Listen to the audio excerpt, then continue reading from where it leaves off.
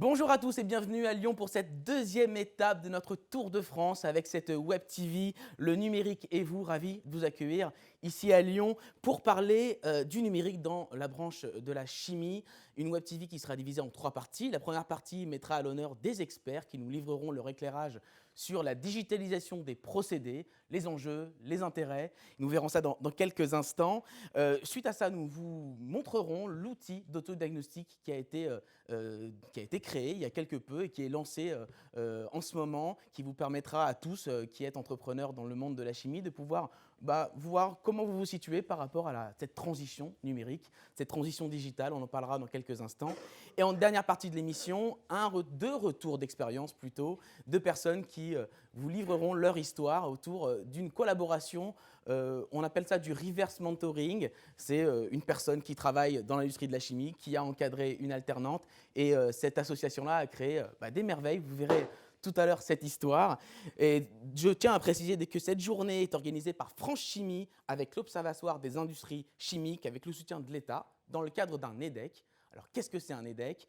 Un EDEC, ça veut dire engagement de développement de l'emploi et des compétences. Et concrètement, c'est un cofinancement de l'accompagnement des entreprises et des salariés vers la transition numérique.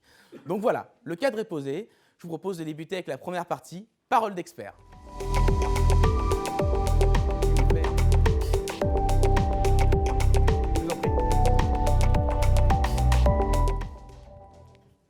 Et je vous demande d'accueillir, s'il vous plaît, Monsieur Serge Lost, s'il vous plaît.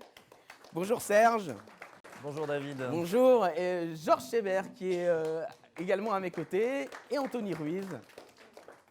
Alors, merci à vous trois. Je vais vous présenter d'abord, avant de commencer à discuter ensemble. Serge Lost, vous êtes Managing Director chez Accenture. Tout à fait. Ça veut dire associé. Managing Director, c'est ça, en français, dans le texte. Et vous avez travaillé sur use case et vous accompagnez également tout l'accompagnement autour de cette digitalisation de la branche. Tout à fait. Ça fait 20 ans que je travaille dans le secteur de la chimie. Toujours un plaisir de venir à Lyon, qui est le cœur battant de l'industrie chimique en France. Et Accenture s'est engagé effectivement en début d'année avec beaucoup d'enthousiasme dans l'accompagnement de France Chimie sur la transformation numérique, pour faire bénéficier de l'expérience que nous avons acquise auprès d'un certain nombre de groupes au niveau international et participer donc au développement de cet enjeu important pour l'industrie. On va du coup profiter de cette expérience. Merci d'être là ce matin. Également avec nous, Anthony Ruiz. Bonjour Anthony. Bonjour à tous. Bonjour, vous êtes président fondateur de Inevo Technologies. Oui, tout à fait. Un petit mot sur votre entreprise? Oui, c'est une structure qui est spécialisée en génie des procédés, donc qui accompagne les différents industriels de la chimie et d'autres secteurs d'activité de l'industrie qui mettent en œuvre des liquides, des poudres et des gaz. Et je suis un passionné du numérique, un passionné de la chimie. Et donc, c'est naturellement qu'aujourd'hui, il faut allier le génie des procédés et le numérique. Et on sent cette passion, et en tout cas en préparant cette émission, on a bien vu cette passion, on essaiera de la retranscrire ce matin. Et également Georges Schébert qui est à mes côtés. Bonjour Georges. Bonjour. Bonjour, ravi de vous compter parmi cette table ronde. Vous êtes directeur de la transformation et des relations publiques chez Adiceo. Tout à fait. Et vous avez travaillé à la digitalisation des procédés chez Adiceo. J'ai essayé d'être un peu sponsor. Eh bien, écoutez, on va en parler. Merci beaucoup. Première question pour vous, Serge. Vous accompagnez du coup cet engagement numérique de la branche. Quel est l'engagement numérique de la branche sur le digital? Alors, je pense qu'il est très fort. Lorsqu'on a entamé nos discussions avec France Chimie, le constat était que la France avait une industrie chimique qui était très contributrice. C'était le premier secteur exportateur pour le pays, mais que la transformation digitale était un enjeu important, surtout dans un écosystème où il y a des grands groupes, mais aussi des entreprises de taille intermédiaire et des PME, pour lesquelles le sujet du numérique est un sujet important et parfois difficile à appréhender. Donc, il y a ce souhait donc, de s'accompagner. Nous, ce qu'on va faire dans ce cadre de ce partenariat, c'est mettre à disposition des exemples de use case, en fait, de projets dans lesquels le digital a permis d'atteindre des résultats assez impressionnants en termes d'amélioration de la production, de réduction de la consommation énergétique, donc très bien alignés avec les enjeux dont parlait M. Fructus en démarrage de cette journée. On va également mettre en place des modules de formation Et d'autre part, également aider à identifier quelles peuvent être des solutions technologiques pertinentes pour des acteurs du secteur. Donc tout ça sera mis en place dans une plateforme en fait, qui sera en cours de déploiement par France Chimie. Et vous dites, le numérique, parfois, c'est un peu compliqué de savoir comment prendre le sujet lorsqu'on est une PME, par exemple, ou une petite entreprise. Et ça peut permettre aussi d'accompagner ces entreprises-là à rentrer dans cette sphère digitale. Tout à fait. Je pense que même pour des grands groupes, on sent que le sujet du digital est un sujet important. L'industrie chimique est une industrie qui produit énormément de données. Lorsqu'on compare par rapport à d'autres secteurs industriels, il y a des volumétries de données qui sont extrêmement importants, pas toujours exploitées de manière complètement optimale, alors qu'on est dans une industrie qui a des capex importants. Et donc, il y a cette reconnaissance qu'on pourrait faire davantage avec les données. La question pour les plus petites entreprises, c'est comment identifier les bons sujets sur lesquels travailler, comment identifier les technologies sur lesquelles investir et comment développer les compétences qui permettront de travailler sur ces sujets, parce que ce n'est pas qu'un sujet de technologie, c'est un sujet de culture, c'est un sujet de compétences des équipes, et donc des sujets un petit peu complexes à appréhender pour les plus petites entreprises qui peuvent pas se permettre en plus de faire d'erreurs, alors qu'un grand groupe peut parfois être un peu plus prendre des risques plus importants. Très bien. Et alors pour être un peu plus concret encore, on va parler aujourd'hui des enjeux de la production batch et continue. Quels sont les enjeux autour de ces procédés, Serge ? Alors, la production dans le secteur de la chimie est, de notre point de vue, l'endroit où doivent se concentrer les efforts sur le digital dans une phase de démarrage, pour deux raisons. Le premier sujet, c'est que ça représente une part importante de la structure de coûts des industries chimiques, à la fois en termes de coûts d'exploitation, mais également de capitaux engagés par les entreprises. D'autre part, comme je le disais, c'est un secteur dans lequel il y a énormément de données. Une entreprise de chimie, elle peut avoir beaucoup de données sur sa production. Elle a souvent un petit peu moins de données sur ce qui se passe dès que les molécules sont sorties des usines. Donc, la concentration, c'est sur le manufacturing et sur la supply chain. Donc, dans la chimie, on distingue très classiquement les industries de process et les procédés batch. Les enjeux il y a des similarités entre les deux. On est sur des enjeux d'amélioration des coûts, d'augmentation des capacités avec des contraintes de CAPEX. Mais il y a quand même un certain nombre de spécificités. Lorsqu'on prend les industries de process, donc on est sur des améliorations de consommation énergétique, sur des améliorations de rendement de conversion sur les matières premières.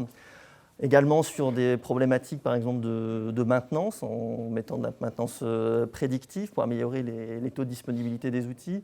Sur le batch, on est sur des enjeux qui sont souvent un petit peu différents. Les notions de golden batch, par exemple, sur lesquelles, en s'appuyant sur des données historiques de production, on peut, de manière continue, améliorer la performance des batchs pour se rapprocher du golden batch, mais également faire en sorte, avec de l'optimisation, par exemple, de la planification de la production, également augmenter la capacité des usines de manière assez significative.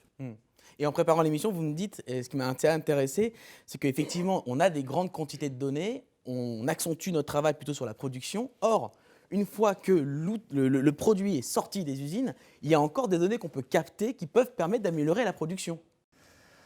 Alors, l'industrie chimique est, par rapport à d'autres secteurs industriels et services, le produit n'est pas numérique en tant que tel. Les molécules resteront des molécules, devront être physiquement transportées. Par contre, ce que l'on observe, c'est qu'il y a dans un certain nombre de secteurs de l'industrie chimique, une industrie assez diverse, il y a des nouveaux business models qui peuvent commencer à émerger, sur lesquels la proposition de valeur de l'entreprise n'est pas uniquement sur la livraison de molécules, mais peut être sur la fourniture d'un service, d'une performance qui va être mise à disposition d'un client. Deux exemples que l'on donne de manière assez classique, ça peut par exemple être dans le traitement des eaux, sur lequel on peut vendre des molécules qui sont utilisées dans le traitement des eaux, des polyacrylamides par exemple, et on peut également vendre à un client des solutions permettant de garantir un niveau de qualité des eaux utilisées dans les usines. Donc là, avec un modèle sur lequel le digital peut jouer un rôle important et sur lequel les entreprises vont devoir investir pour pouvoir effectivement capturer des données sur les sites des clients. L'autre exemple, c'est par exemple dans l'agrochimie. On entend beaucoup parler de pesticides, de ces produits-là. On voit de plus en plus des mouvements dans lesquels, finalement, ce qui compte pour les agriculteurs, c'est le rendement à l'hectare et dans lequel le digital peut permettre de faire des solutions qui soient plus performantes, à la fois en termes de coût, mais également de respect de l'environnement. Très bien. Et alors, vous avez entamé une démarche d'observation du secteur de la chimie au travers de use case que vous êtes en train de consolider. Est-ce que vous pourrez nous préciser l'intérêt et comment vous menez cette démarche avec Accenture? Alors, Accenture est un très grand groupe. On est 1,5 million de personnes dans le monde, dans 130 pays. Donc, on est organisé en réseau. On est présent dans 130 pays avec un centre de compétences mondial, en fait, sur lequel on échange un certain nombre d'informations sur les meilleures pratiques observées dans les projets que nous conduisons pour nos clients. Et donc, ce que l'on a fait avec les équipes de France Chimie, c'est d'identifier, avec quelques entretiens que nous avons conduits à la fois auprès de grands groupes d'entreprises de taille intermédiaire et de plus petites entreprises, une vingtaine de use cases qui vont couvrir en fait les différentes familles d'enjeux, donc à la fois la production, également des sujets sur les achats, sur la recherche et l'innovation. Et donc ce qu'on va faire, c'est mettre à disposition des exemples en fait, de ces projets qui ont été conduits par des entreprises dans le monde réel. Pour inspirer et donner des ordres d'idées, des ordres de grandeur, des enjeux qui sont accessibles. Alors justement, des ordres de grandeur, on va en parler. Je vous coupe parce que j'ai eu peur que vous donniez la réponse au quiz qui va s'afficher sur vos écrans. On vous a demandé un petit quiz, une question. Selon vous, quels sont les gains maximum qu'on peut généralement observer, en tout cas avec les use cases qui ont été faits par Accenture? On vous a proposé de répondre à une question à choix multiple. Est-ce que le gain est plutôt de l'ordre de 0 à 5%, de 5 à 10%, de 10 à 15%, de 15 à 20%. On voit les résultats qui s'affichent à l'écran et on peut voir qu'effectivement, oui, vous avez raison, c'est plutôt la bonne réponse. Vous avez observé des gains qui peuvent aller de 15 à 20%. Alors, ce n'est pas une science exacte, tout dépend des contextes évidemment, mais globalement, vous pouvez observer jusqu'à ce niveau de gain de productivité, c'est ça? Oui, y compris pour des entreprises déjà relativement matures. Ouais. C'est typiquement le niveau d'enjeu que l'on va rechercher. Alors, vous nous disiez que vous êtes en train de tirer des exemples inspirants de use case, sans dévoiler l'intégralité des use cases. Est-ce que vous pourrez nous donner quelques pépites, quelques exemples pour commencer déjà à nous inspirer? Voilà, quelques exemples, ça peut être par exemple dans une industrie qui fait de la chimie minérale, des procédés qui ont un peu plus d'une centaine d'années, donc on peut penser extrêmement bien maîtrisés. Et sur lequel, en fait, en s'appuyant sur un ensemble de données existantes, on a pu construire avec les équipes de ce client une meilleure compréhension en fait, des causes racines de fluctuation de la productivité de ces sites industriels, où on observait une assez grande dispersion de la performance sur de la production quotidienne ou hebdomadaire. Et sur lequel, en travaillant sur différents types d'enjeux, on a pu améliorer de manière assez sensible le taux de conversion des matières premières. On a également sensiblement amélioré la performance énergétique de quelques pourcents dans une industrie qui est extrêmement énergie intensive, c'est tout à fait significatif. Et puis d'autre part, sur des sujets de maintenance, permis de mieux identifier, en fait, d'anticiper un certain nombre de problèmes de maintenance importants qui causaient des pertes de production significatives qui pouvaient être très, très impactantes pour ces usines. Et donc, on est sur des enjeux, effectivement, beaucoup entre 10 et 20% en fonction des sites. Ah, alors, vous contrôlez notre quiz, là, ça ne va pas, là. Mais ça dépend. Voilà. Sur certains sites, on était autour de 10, sur des sites qui avaient déjà engagé des transformations. Sur d'autres, on est effectivement au-delà de 20%. Très bien. Très clair. Merci beaucoup. Anthony, j'en viens à vous. Je rappelle que vous êtes président fondateur d'Inevo Technologies. Anthony, quelle est votre définition à vous des enjeux de la digitalisation des procédés batch et continu? Pour moi, l'enjeu, il est énorme. L'un des enjeux principaux, c'est la réindustrialisation de la France, parce que grâce à ces nouvelles technologies, on va pouvoir améliorer la performance des procédés, améliorer la rentabilité, et du coup, rendre la France plus compétitive pour pouvoir réintroduire de la production en France. Ça, l'enjeu, donc, il est très très large en termes d'emploi, en termes de sécurité, en termes, il est à ce niveau-là très important. Après, si on redescend sur l'usine en elle-même et l'industriel, oui, on va lui permettre d'améliorer sa performance, comme je disais, améliorer sa sécurité. Il ne faut pas qu'on oublie la notion de cybersécurité. Ça sera un thème, je pense, qu'il faudra aborder parce qu'il est clé et c'est l'un des freins. Donc, l'un des enjeux, c'est de résoudre cette problématique-là pour pouvoir aider l'industriel à prendre la décision d'aller vers le numérique. Et et un autre enjeu qui est d'optimiser la qualité, parce que aller sur la surqualité, ça coûte cher, et la sous-qualité, ça coûte cher. Donc, aller sur la juste qualité, ça permet d'optimiser l'ensemble de ces fonctionnements. Donc ça, c'est un des enjeux clés. Limiter les arrêts programmés. Les arrêts non programmés, pardon. Oui. Parce qu'effectivement, un arrêt programmé par essence, tout va bien. Tout va Par bien. contre, un arrêt non programmé, c'est une catastrophe pour une usine. Donc, si on est capable de limiter le nombre d'arrêts non programmés, eh bien, indirectement, on améliore la rentabilité d'une usine. Donc, on va assez loin parce qu'après, quand on ajoute la compétence process, on va être capable d'analyser et d'avoir des indications sur des problématiques de dysfonctionnement. Et avec les compétences qu'il y a dans les sites, parce qu'il y a énormément de compétences dans les sites aujourd'hui, eh ben on va pouvoir pointer du doigt des points d'amélioration et gagner du temps, gagner de l'argent. Voilà. Et ça, pour nous, c'est des enjeux clés qui permettent d'avancer sur le long terme. En tout cas, la cible est intéressante, gagner du temps, gagner de l'argent. Vous dites aussi on va travailler sur la productivité et qui est complètement liée à la qualité. Lorsqu'on travaille sur la productivité, ça améliore la qualité. Oui, l'un et les deux sont toujours liés. Hein. Si on n'a pas l'un sans l'autre, en tous les cas, on perd en qualité, on perd les clients. Ouais. Donc derrière, on n'a même plus besoin de produire. Ouais. Donc les enjeux, ils sont systématiquement duaux. Ils sont liés. Et liés. Alors du coup, si on veut débuter un projet de ce type avec le digital, quelles seraient les grandes étapes à poursuivre pour aller vers ce joli gain? Alors moi, il y a un thème que j'aime bien et qu'on connaît chez France Chimie, qui est l'orchestre. Et pour moi, l'usine, c'est un orchestre. Voilà. Donc l'orchestre, il joue une œuvre. Et quand il joue son œuvre, ce qui est important, c'est d'être capable de bien l'écouter. Donc en un, c'est d'avoir de bonnes mesures, de bons micros. Avoir des labos comme Axel One qui sont capables, Axel One Analysis qui sont capables d'aller mettre en avant de nouvelles technologies de capteurs, ça permet de toute façon d'avoir la meilleure mesure et les bonnes informations sur ce qui se passe. Parce que sans mesure, on ne fait rien. Voilà. Derrière, il faut être capable de remonter ces informations, les analyser, les contextualiser. Et après, si on reprend à nouveau le thème de la musique, si on les compresse de manière trop importante, on perd en fidélité. Et si on perd en fidélité, derrière, si on est bon mélomane du procédé, on ne va pas être capable d'analyser et du coup, on ne pourra pas utiliser ces données de manière intéressante, aussi bien en termes d'analyse statistique qu'en termes d'intelligence artificielle. Donc, la fidélité est importante. Ça veut dire quoi, compresser les données? Si on sort de l'analogie numérique, musique pour comprendre un peu ce que vous entendez par compresser les données. Oui, alors c'est simple. Quand vous mettez en route une pompe, il y a une mesure de débit, il y a une mesure d'intensité. Et du coup, si on compresse trop la donnée, on va avoir un plat. Alors que si jamais on regarde les choses de manière pointue et continue, on va voir le Dirac d'intensité au démarrage du moteur.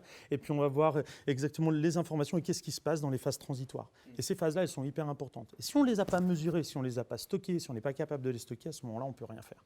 Voilà. Donc, cette partie-là, elle est clé. Et aujourd'hui, l'enjeu stockage, il est moins problématique. À partir du moment où il est fait en toute sécurité, stocker de la donnée, ça ne coûte plus rien ou ça coûte beaucoup moins cher. Et donc, c'est ce qui fait qu'on a eu un levier ces dernières années où, à partir du moment où on a cet essor digital, on est capable de faire des choses qu'on n'était pas capable de faire il y a 10 ans. Et même si on avait les compétences, même si on avait beaucoup de choses qui étaient faites pour pouvoir mesurer, et c'est vrai que la chimie, c'est un métier qui était digitalisé avant tous les autres. Voilà, si on peut mettre la chimie et l'automobile, qui sont vraiment des secteurs qui sont en pointe à ce niveau-là. Mais les nouveaux outils, ils permettent de faire des choses nouvelles qu'on ne pouvait pas faire avant. Voilà. Donc on la mesure, on la stocke, Ouais. et qu'est-ce qu'on en fait derrière là? Il faut la préparer, il faut la traiter, il faut être capable d'en faire quelque chose derrière. Donc si on prend l'exemple d'une analyse statistique, l'analyse statistique, elle est possible à partir du moment où on a des données qui sont sur le même pas temporel. Donc, si on n'est pas sur le même pas temporel, on ne peut pas faire de stats. Enfin, ça devient compliqué. Donc, il faut préparer ces données. Il faut avoir des outils qui soient capables de le faire en live. Voilà. Et ça, c'est des éléments qui sont importants. De faire du calcul, de faire de l'agrégation, de faire de l'interpolation. Donc, entre deux mesures qui sont faites une toutes les 8 heures et deux mesures qui sont faites toutes les 2 secondes, qu'est-ce que je fais de la donnée entre l'heure 0 et l'heure 8 ? Voilà. Faire des simulations. Maintenant, les outils permettent de faire également des simulations plus ou moins avancées. Effectivement, une fois qu'on a bien stocké, bien structuré, là, on peut en faire quelque chose.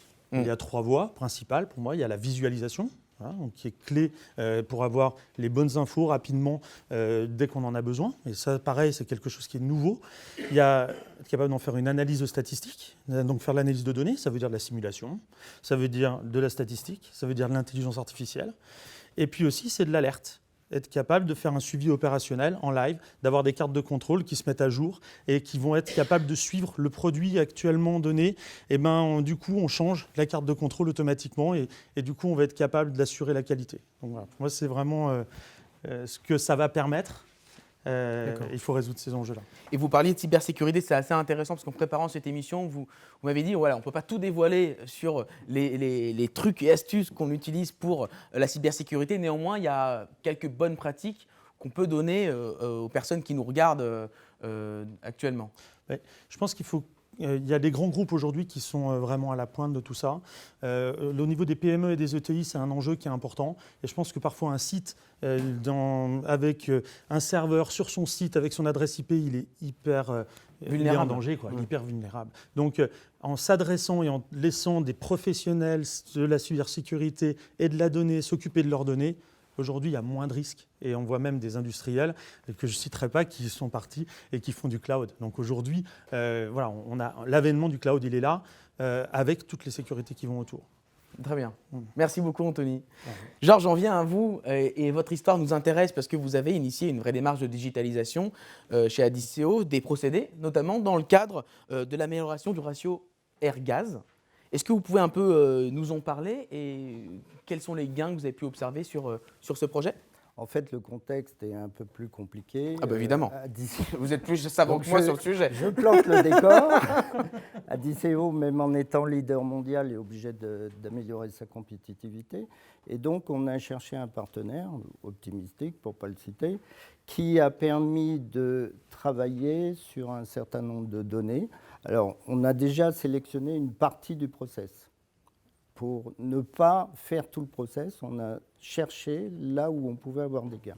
Donc on a travaillé sur deux secteurs. Un, effectivement, le convertisseur d'acide cyanhydrique. Et deux, la synthèse finale du produit. Donc on va se concentrer sur le premier. Donc on a capté, alors on a la chance d'avoir des superviseurs de production et de sécurité des procédés depuis très longtemps. Donc on avait des tonnes de données et on ne sait pas quoi en faire. Et justement, grâce aux partenaires, on a pu sélectionner ces données, les collecter et on a remonté à peu près 5 ans de données sur le ratio gaz-air, mais aussi sur le ratio ammoniac-air. Et du coup, on a réussi à cibler, avec toutes les données, les meilleures plages de ratio pour avoir le rendement maximum en acide cyanhydrique. Et tout ça grâce au digital, à la mesure, Tout à fait. à l'analyse statistique. Tout à fait. Alors, on parlait du cloud tout à l'heure. Effectivement, il y a un problème de confidentialité, surtout sur la compétitivité qui joue en ce moment. Et donc, sans nommer de nom, on a acheté des espaces, 3 espaces différents, et on a les données saucissonnées en 3 espaces avec des mots de passe différents. Donc, on est obligé d'avoir la synthèse des 3 clouds pour pouvoir avoir les données. Donc, c'est sécurisé.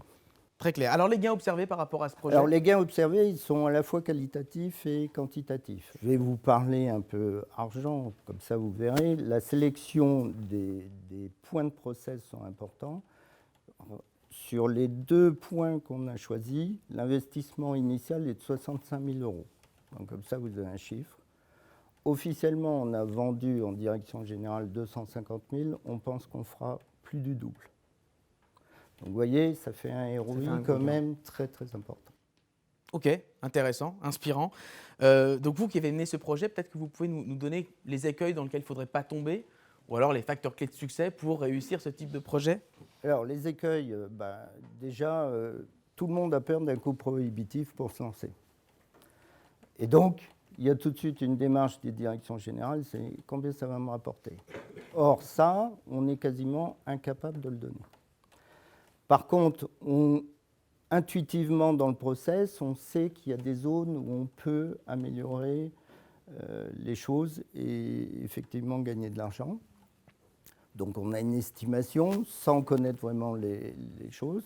Et donc grâce avec le partenaire, on fait des simulations et on regarde déjà si ça peut coller. On fait en fait un POC. Et à partir de là, après, on met ça en musique derrière. Pour reprendre de l'orchestre Anthony. D'accord. Et les facteurs clés de succès, qu'est-ce qui vous a permis de réussir ce projet? Alors, les facteurs clés, c'est simple, il faut donner envie aux gens.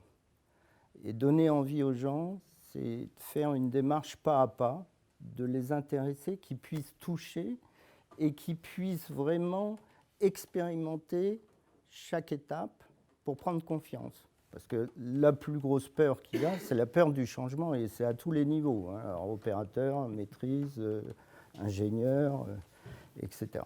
Donc il faut vraiment donner confiance pour pouvoir après les accompagner. Deuxième chose, il faut communiquer régulièrement. Il faut impliquer les équipes, leur expliquer et communiquer régulièrement.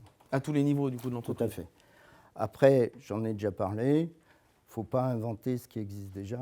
Donc, et puis c'est très long à faire, donc on a pris des partenaires qui sont capables de le faire à notre place. Et donc, on gagne du temps dans l'exécution des process. Et vous dites qu'il faut construire autour de la performance et pas de l'outil, néanmoins. Tout à fait. Tout à fait. On dit plus ou Non. Non, on n'en dit pas plus. En fait, c'est comme une roue d'amélioration continue. Donc, à partir du moment où les gens ont tâté qu'effectivement, il y a des résultats très concrets, alors à la fois, on a une paix royale de la direction générale qui dit « bon, allez-y », mais on a aussi des gens motivés. Oui. Et ces gens motivés poussent vraiment très, très fort. Ok. Et vous verrez dans d'autres applications digitales, et je pense que Paul en parlera, le e-learning, ça a été quand même aussi une belle aventure. Très bien. Anthony, vous avez des facteurs clés de succès que vous identifiez par rapport à ces types de projets digitaux? C'est sûr que globalement, nous on l'a vu en arrivant chez les clients, il y a des hommes qui vont plus vite que l'entreprise dans laquelle ils sont. Donc effectivement, souvent on est appelé et du coup il y a des mini-POC qui se créent. Et donc ça pour nous, la preuve de concept, elle est importante. Moi je dis pour l'industriel, c'est important quand même qu'ils testent probablement parfois plusieurs outils. Donc certains l'ont testé, sont tombés sur le premier, ils se sont dit c'est formidable, j'y vais et j'avance. Pour d'autres, ils ont besoin d'en tester plusieurs et c'est aussi important. Donc il faut trouver l'outil qui est vraiment adapté et puis qui va aussi être user-friendly, donc qui va donner envie aux utilisateurs de les utiliser. Pour ça, il faut que ça leur donne un retour. Voilà. C'est-à-dire que c'est comme l'utilisation d'un logiciel. Si on met que des données à l'intérieur et que ça ne nous ressort rien, je veux dire, rapidement, on arrête de donner des infos. Donc, facteur de succès, c'est faut qu'il y ait un retour positif pour ceux qui utilisent. Voilà, donc ça, c'est un point. Et je pense après, surtout quand on a la chance en France d'avoir des solutions qui sont robustes, qui sont industrialisables, qui sont faciles à utiliser, qui sont d'ailleurs pas forcément à des coûts prohibitifs, et on n'est pas dans des projets systématiquement de RP monstrueux. Donc aujourd'hui, c'est accessible, donc je pense qu'il faut y aller. Voilà. Le facteur de succès, ça veut dire ne pas se freiner, casser la peur du changement en s'appuyant sur les gens qui ont envie d'y aller. Voilà. Très bien. Serge, même question de votre expérience à vous. Qu'est-ce qu'on doit faire pour y arriver ? Je rejoins Anthony et Georges. Je pense qu'il y a effectivement le sujet d'engager les équipes, leur donner envie. Ça veut dire concrètement traiter des sujets, par exemple d'analytique, mais en parallèle traiter des sujets qui vont permettre de se débarrasser d'un certain nombre d'irritants pour les opérateurs des usines, pour leur montrer que leur vie va pouvoir changer concrètement et que ce n'est pas juste de la productivité pour de la productivité. Donc ça, c'est un premier sujet. Le deuxième sujet, c'est de se dire que ce n'est pas non plus quelque chose de magique. C'est-à-dire que oui, il y a des enjeux qui sont très significatifs, mais tout ne va pas être résolu en 6 mois. Donc ça veut dire qu'il faut avoir des objectifs concrets, montrer que les choses bougent, mais aussi s'engager dans une transformation qui va prendre un peu de temps pour atteindre son plein potentiel. Et le troisième sujet qui rejoint un peu ça, c'est on parle beaucoup de proof of concept, et je pense que c'est une bonne façon effectivement de se convaincre du potentiel du digital. Le risque, en même temps, c'est de ne pas suffisamment anticiper les problématiques d'industrialisation. Parce qu'un proof of concept, c'est facile d'exciter les équipes, de dire c'est génial, on va montrer quelque chose de possible. Le risque, c'est qu'après, une fois l'enthousiasme initial passé, tout ça va progressivement s'étioler. Et donc, c'est comment faire en sorte que la démarche se poursuive, que les données qui ont été extraites manuellement au départ puissent être extraites de manière automatique pour pouvoir rentrer dans cette démarche transformation digitale sur la durée. Et vous dites qu'il faut changer de méthode. C'est ce que vous m'avez confié en préparant. C'est-à-dire qu'on était sur des méthodes qui étaient du Lean Six Sigma et petit à petit, il faut évoluer dans ces pratiques. Oui, pour moi, c'est effectivement, le Lean Six Sigma continue d'avoir des enjeux, des choses très intéressantes en termes de résultats. Ceci dit, lorsqu'on regarde ces processus, cette transformation numérique, il faut parfois aussi abandonner un certain nombre d'idées, puis aussi reconnaître par exemple que l'expérimentation, le fait d'avoir de la variation, c'est quelque chose qui est très riche dans une entreprise, dans une usine de chimie. Si vous avez un Dirac sur un paramètre, globalement, les approches de type machine learning ne vous permettront pas de comprendre quoi que ce soit. Donc il faut avoir à la fois des expérimentations intentionnelles, donc encourager les opérateurs, les agents de maîtrise et les ingénieurs procédés à changer un peu des paramètres de production pour explorer davantage l'univers des possibles, mais aussi, d'autre part, se dire que des erreurs inintentionnelles sont parfois riches d'enseignement. Et on peut parfois trouver des set points dans une usine qui sont finalement plus attractifs parce qu'à un moment donné, quelqu'un a fait une erreur ou qu'un équipement ne s'est pas comporté de manière normale. Et ça, c'est quelque chose qui est riche d'enseignement pour des approches digitales, statistiques, basées sur du machine learning. Très bien. Merci beaucoup à tous les trois. Vous avez quelque chose à rajouter, j'ai l'impression. J'ai oublié une chose. Mais je le sentais, Georges. Je le sentais. Célébrer les succès. Célébrer les succès. Et ça, c'est très important pour la dynamique. Il faut vraiment que les équipes se sentent à la fois réconfortées et récompensées par les succès. Parfait. Merci beaucoup. Merci à tous les trois. Je vous propose de passer à la deuxième partie de cette émission, Digital First Step.